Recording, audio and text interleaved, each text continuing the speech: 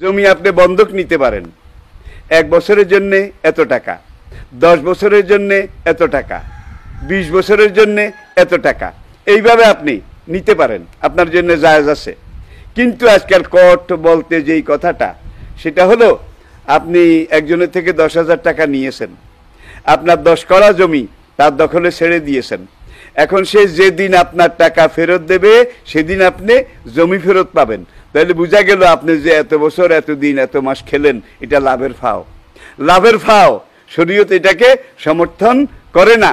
আর আপনি জমি কট নেবেন, কট নেওয়ার দরকারটা কি? 5 বছরের একটা সময় ঠিক করেন, 10 বছরের করেন।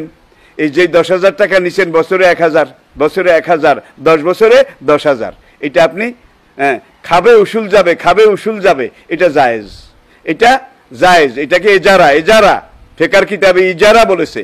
কিন্তু আপনি ওই জমিও খাবেন, টাকাও খাড়া থাকবে, পুরা টাকাও দেওয়া লাগবে। ফতুয়া স্বামী, ফতুয়া স্বামী 4th খণ্ড 101 পৃষ্ঠা, সেখানে বলা হয়েছে এইভাবে, কুল্লু কারজিন জাররা নাফান ফাহুয়া রেবা। এইভাবে টাকা ধার দিয়ে জমি বন্ধক রেখে যেই লাভ করা হয়, খাওয়া হয়, এটা হারাম।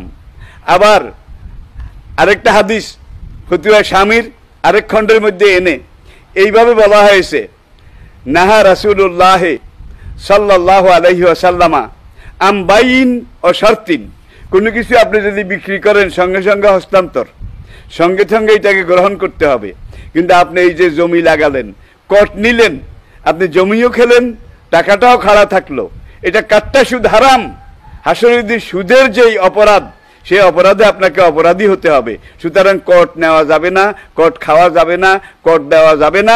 আপনি ইজারা হিসাবে দেন, 1 বছরের জন্য দেন, 5 বছরের জন্য দেন, দরকার হয় 50 বছরের জন্য দেন, দোহাই আল্লাহর আপনি কট দেবেনও না, নেবেনও না। এটা কাট্টা সুদ। সব শরীয়ত বিশেষজ্ঞ এই ব্যাপারে একমত, কট হারাম এবং কাট্টা সুদ। সুতরাং একজন মুসলমানের এটা থেকে সবসময়ের জন্য পরিহার করা, এটাই ইমানের দাবি। জি।